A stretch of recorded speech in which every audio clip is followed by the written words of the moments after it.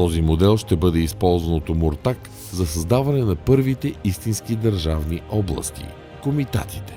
Те са устроени по модела на графствата във Франкската империя и темите на Византия. Управляват се от комита, титла равна на европейското граф, който от името на владетеля командва войските и отговаря за администрирането на съответната територия. Благодарение на новата реформа се увеличава значително военния потенциал на България. Ако през 811 година Крум е разчитал единствено на българската племенна конница, за да спре Никифор, през 917 година Симеон мобилизира потенциала на цялото българско население. Вече обединено от общи закони, обща администрация, език и религия.